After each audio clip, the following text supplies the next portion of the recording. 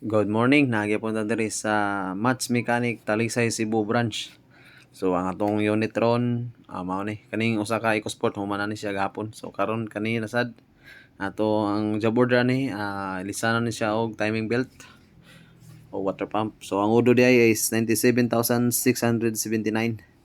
So medyo ano na siya, June na gid siya para ilisan og timing belt.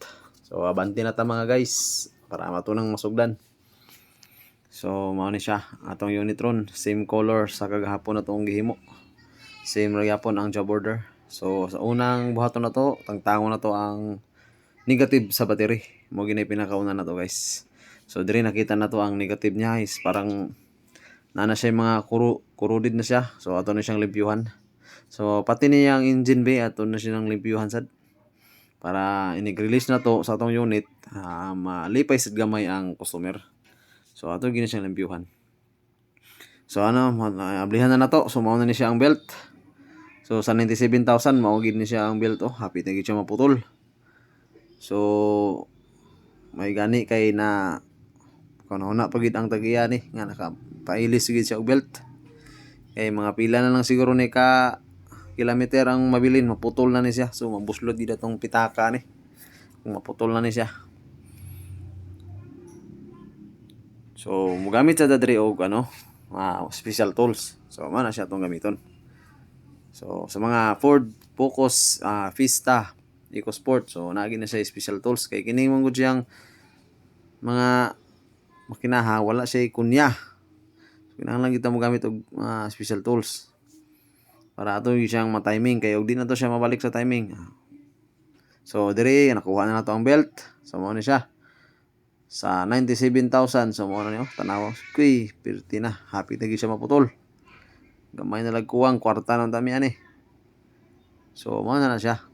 So mga sa mga unit diyan mga EcoSport, so abot ng 90,000 o ana, inyo na napailisan. So pati pod ang water pump ato po na siyang ilisan. Apil man na siya sa preventive maintenance na to kung mag-ilis ta og belt. So kay bisan pag di na siya maguba pero padong lagi po na siya maguba para mausa na lang ang atong trabaho.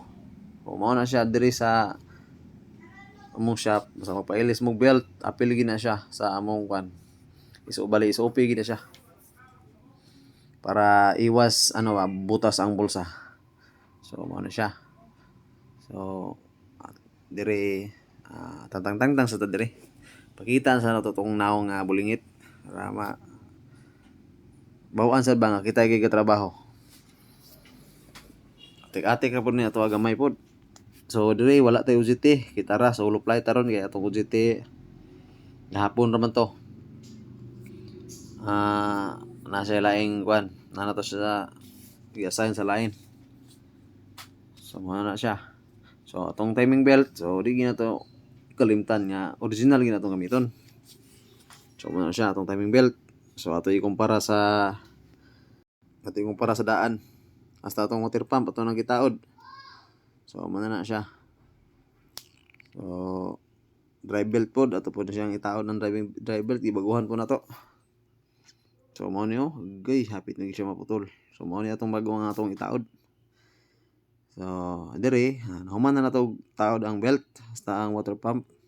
So mao na siya tong setup diha, mao na natong mga timing tool diha. Ito na nang gi-timing. So ato na ning ibton ang pin sa tensioner para maibot na ang kahimtang. Lagnot dala ibot. Pack. Mao na siya. So mao na siya ato nang kuha ng timing tool.